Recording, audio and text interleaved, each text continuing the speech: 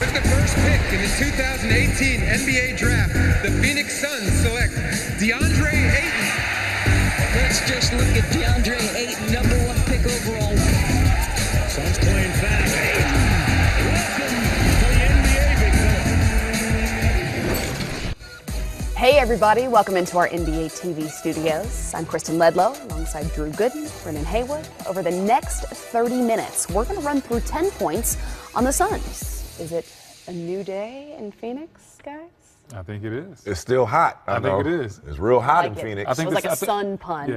I think the sun is rising in Phoenix now. They got some good young talent. The sun is rising. I see what you was doing there. This is me seeing what you did there. Yeah. All right, well, we're just weeks away from the highly anticipated debut of DeAndre Ayton. Here's what he had to say about the rookie season ahead. Coming in, I just want to win. You know, I'm not really thinking about what the media says. I'm just coming in, you know, trying to win as much games as possible this year and have fun with it as well. They take this hoop life very serious. Like, this is really a job, you know, and you really got to take care of your body every day. You know, you got to watch what you're doing off the court as well, and, you know, just always be responsible. That's what I felt like on my first Got to day take this here. hoop life You're serious. the number one pick. You better be responsible. Got to take this hoop life serious. Really now. a job. Yeah, no, I know. There have been early reports, though, of DeAndre's teammates just stunned by how good he looks in training camp. I know that it's a league that's gone away from the traditional big man, but how good could he be? I think he'd be very good. Watching him in college, he's not a big stiff. The league hasn't gone away from big men that can play. They've gone against the big guys that are immobile, and that's not who he is. This is a big man that's versatile. He can slide his feet on the perimeter, which is key for pick and roll defense, and at the same time, he can get things done on the block, finishing with a nice jump hook, turnaround J, has a nice touch out to about 15 to 17 feet with his face-up game, and he's very athletic and he's strong and knows how to finish. So I think there's definitely a place for him in this league. I think he's going to hit the ground running. They're going to need him to play well, and I think he's going to get a lot of experience early on, and he's going to flourish. What do you think? I'll say the first question if I was to pick a #1 pick in a draft, I'm going to say, what is the ceiling? What's the ceiling for DeAndre? And I would say the sky's the limit for this guy, because not only is he aggressive on the defensive end, he's a monster on the offensive end. And not only in the paint, but mid-range jump shot, off the post, mid-block, even range out the three-point territory. I've seen a couple clips where he shot a three and actually made it look good, great form.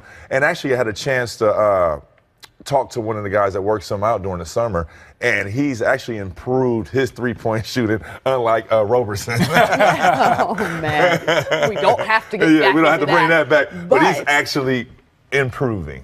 he has also said that he and Devin could be Shaq and Kobe 2.0. Easy, Okay, big fella. easy, but easy. could you see early comparisons in the way that they could work together?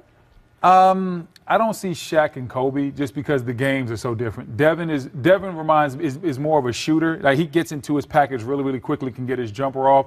Kobe was that guy that you just couldn't stop him anywhere on the court. He was a next level athlete to go along with it. And DeAndre, he's a dominant force, but I've only seen one Shaquille O'Neal since I've been watching basketball. I think he can dominate inside, but I think those comparisons are a little premature. Let's get out there, see how we're feeling, see if we can win some games, maybe make the playoffs first, and then we'll start talking about Shaq and Kobe. It's exciting, though, before you get out there. I love the confidence, but I think right now we need to pump the brake on the Shaq Kobe talk. I think with Devin Booker, I don't think we give him enough credit as being a good ball handler. I mean, we always talk about his shooting, how well he shoots the ball, how well he scores the ball, but he's honestly an underrated passer. He does a great job facilitating for his teammates. He's a great side pick and roll player. He's a great middle pick and roll ball handler. And he also has a guy now that he could throw the lob to the rim to in Ayton. So I look forward to seeing that. Well, speaking of Devin Booker, in early September, he underwent surgery to repair an injury to his right hand. Recent swelling prompted that decision with an expected recovery time of 6 weeks. But Devin said at Media Day his plan is to be ready for Game 1. Here's more. It's the ligament in between my pinky and the next finger. Just had to go in there, get it right before the season. You know, I'm supposed to be back before Game 1, so, you know, minor surgery and, you know, quick recovery. Are you concerned at all about Devin's long-term health? Not concerned. It's a minor surgery. just a little cleanup. Sometimes, you know, you go out there and play all these games, your hand gets hit, little things happen, wear and tear, but this is nothing I worry about. This isn't like an Achilles injury, an ACL, where I think it's going to take a lot of time to recover and come back. I think he'll be just fine. The fact that he's eyeing game 1 tells me he knows he'll be just fine as well. Yeah, I mean, that injury right there, me and Brendan probably had an injury right now sitting here talking about it. You know what I'm saying? I might have a broke left metatarsal. But yeah, that's something that you could bounce. Yeah, you could come back from that. That's an injury that is not on a foot, you know, it's not a knee, it's not a hip, it's nothing career threatening. He's a young guy, a young man, and I think he'll heal and be ready for the season quite early. Do you expect, though, for the Suns to have a slower start to the season since he and DeAndre won't have been able to practice? Slower? Were we expecting them to come out? Blazing? Were we expecting them to come out and win the West? Slow-ish. Just slow. I think no matter whether Ayton was healthy, whether Booker was healthy, this team is young, growing, trying to win. You throw in Bridges, their draft pick, Josh Jackson from the previous years. They're trying to put it all together. The NBA is an unforgiving league, so I expected the Suns to come out slow regardless, and then as the year went along, build up and learn how to win a couple of games. I think we're going to see some high-scoring offense now that I have Coach Eager over there. And just with Devin Booker having the season he had last year, I just think he, you know, getting this big contract, I think he's going to be wanting to be that guy, a 30-plus point scorer. It's going to be some exciting basketball down in Phoenix. Where do you rank him in the NBA's best shooters? Ooh, shooters or scorers? We can do both. We've got nothing but time. Say top 10 in shooting, but scores, maybe top 5. Wow. Yeah, he's one of the better scorers we have in this league. Shooting, he can shoot the ball too. I can't think right off the top of my head, but when you think of guys like Clay, Steph, KD, those guys go ahead. What they do. Yeah, those guys go ahead of him. But then after you get past that group, you really have to start mentioning Devin Booker. All those guys are on the same team. How incredible is that? In the West. How incredible is that? So slow start is expected. But in May, Igor Kokoskov became the first head coach in the NBA to have been born and raised outside of North America. He was an assistant with the Suns from 2008 to 13, and he said, it doesn't matter if you're an international or American coach. All that matters is, can you get it done? Can you coach? How big, though, an adjustment will it be taking the helm as head coach? Well, historically, the Phoenix Suns are a high-octane basketball team. You know, Steve Nash, the years with Charles Barkley and Tom Chambers and that group. Now, we want to bring that same identity back to the organization. And what coach do you hire? It's Coach Igor, who is a guy that around the league is known for wanting to win in the high hundreds, you know, and not want to play a below 100 basketball game offensively. So I think it's going to be good for Devin Booker. I think it's going to be good for all those guys, all those young guys that they have on the Phoenix Suns team. I think Coach will be just fine. When you look at that, I think it's harder for coaches that are just coming over into the NBA. When you look at his resume, I saw a lot of stops as an assistant coach. And when you're an assistant coach, you get to learn. Every stop, you get to learn a little bit something different.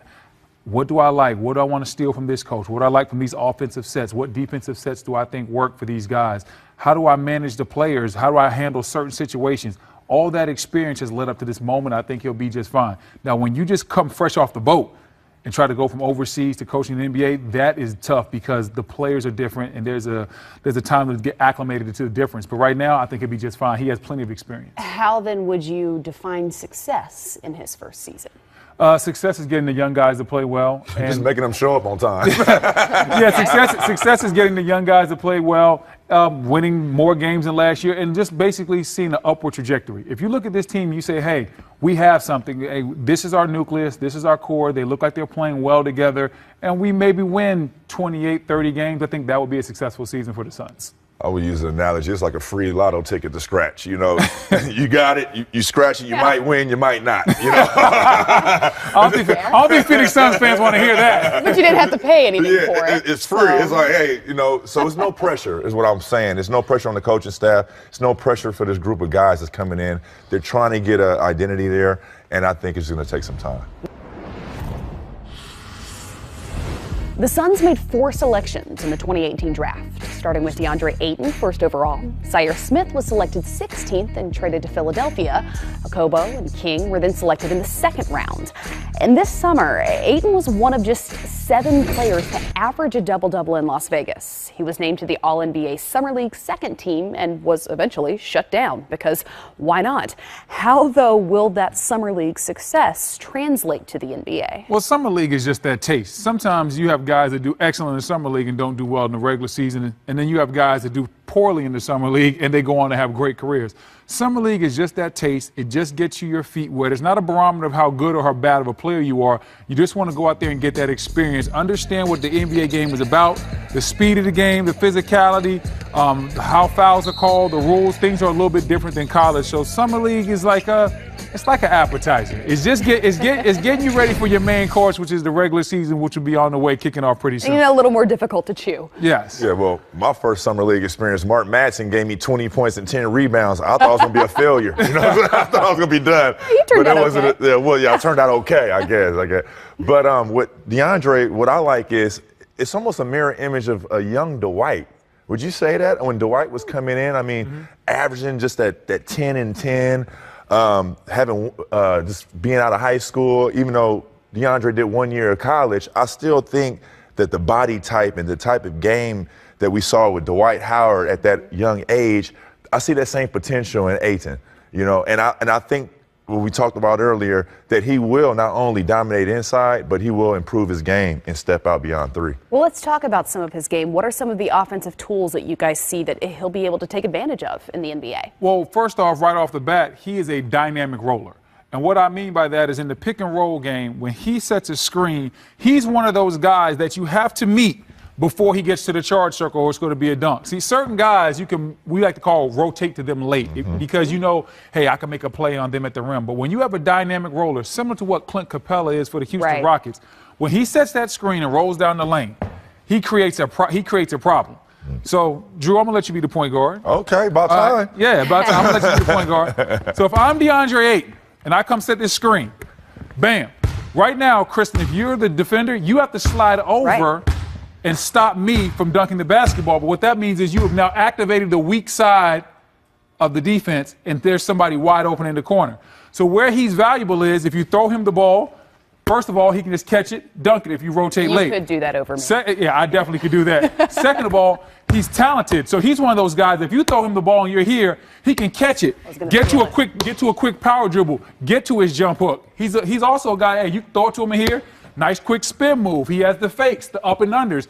He has all that in his game where he's affecting the paint, but it's not in the traditional way of just, hey, run a quick turn 5 post up.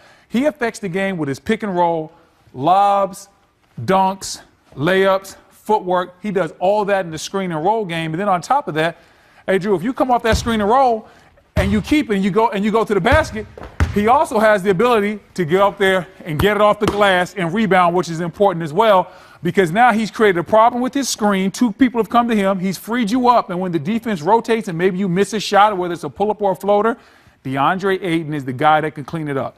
He has a lot that he can do in this paint that's not the traditional big type of stuff where you think, hey, we're going to post him up, slow down the game. You don't have to slow down the game for this kid because, like you said, he's a Dwight Howard type athlete, has good feet, knows how to finish. I just need a little bit more from a motor standpoint.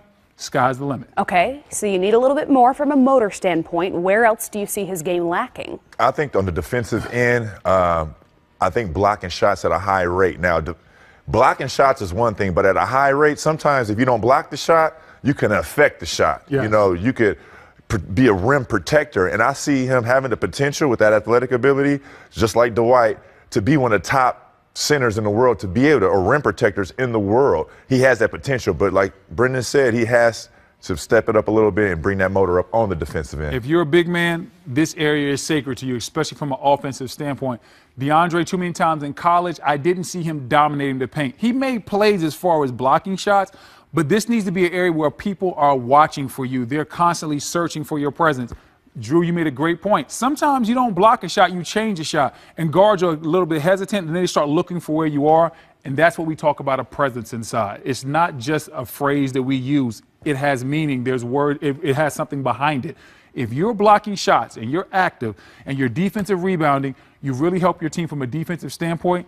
If DeAndre is going to be a well-rounded player, he's going to have to get better at that. That's one of the things at Arizona that stood out to me is I didn't always see the defensive intensity that I needed to, but it's there, the skill set's there. Now it's just about the want to. Well, let's take a look at their depth chart because this offseason, the Suns added not only pieces through the draft, but in free agency, trade as well. Trevor Ariza, Ryan Anderson are key additions. Mikal Bridges was selected 10th overall and traded to the team from Philadelphia. It wouldn't obviously take much to improve from worst in the West, but how good do you think this team could be, guys? I think they added not only just shooters, but snipers. I mean, Mikal Bridges, Trevor Ariza. I mean, these guys, Ryan Anderson, I mean, these are three-point shooter, specialists. And when you add a guy like Ayton to be able to roll to the basket with that force, like you said, a dynamic roller, that's going to put so much pressure on the defense trying to either stop him, A, at the rim, or B, rotating the shooters. And it's going to be tough. And I like the makeup of this team. I see what the organization is doing. They're trying to get that Phoenix Suns basketball image back, and I think they're doing it with that identity. I totally agree. I think they have added some shooters. I like the addition of Trevor Ariza as well as being a guy that's a 3-and-D guy, good locker room guy. I think it's also someone that Bridges can learn from. I think Bridges is going to be excellent. He's a guy that's 40%. He shot 40% from three in college. He's also a first-class athlete, very long and rangy too. So I think guys like Bridges, guys like Ariza, they're going to help this team. This team is going to be a lot better this year than they were last year. Don't think they're ready to make the playoffs yet, but I can see them winning close to 30 games. For some of these younger guys, though, how important is now the veteran presence? You talked about comparing DeAndre to a young Dwight Howard. Ryan Anderson was there during his prime. He was there for a rookie Anthony Davis as well, both in Orlando and New Orleans. He's now going to be there for DeAndre's first season. And somebody else was there. Trevor Ariza was also in that Orlando, too. I don't know. This might be some conspiracy. They're trying to surround the same veterans around DeAndre like Dwight. I don't know. It might be right. You might be onto something. But I would say with Trevor and Ryan, those guys are winners. They've been in winning situations. They've been on champion. Trevor's been in championships, won championships, and on championship teams, along with Ryan Anderson. So with that veteran leadership, guys that's going to be not only veterans that are going to be speaking, but veterans that are actually going to be playing in the trenches with these guys, I think it's a bigger dynamic for them to have those two type of guys. Veteran leadership is something that you can't stress enough, especially with the young team. A guy like Ariza can show you, hey, this is how you work. This is how you get to the gym on time. Not just getting there on time, but getting there early, making sure you're doing the proper things. Also, a lot of times you see veterans, they relay the message from the coaching staff, and that's important as well. Sometimes the coaches voice in your head, it can get a little bit stale, and you need those veterans to say, hey, listen, no, we do need to play defense a little bit better. We do need to pick it up. Hey, we need to have a hard practice today. And that's where your veterans are. They can help bring that locker room together, and the young guys a lot of times will follow. And the veterans that are actually in the trenches with you. Because it's one thing having that veteran that's never playing. Oh, man, hey, ain't nothing like that. Hey, the veteran in the bench that ain't getting in. And that's how it was my last year in Cleveland. I was trying to tell them guys, you need to do this. They're like, hey, man, sit down. You ain't getting in the game.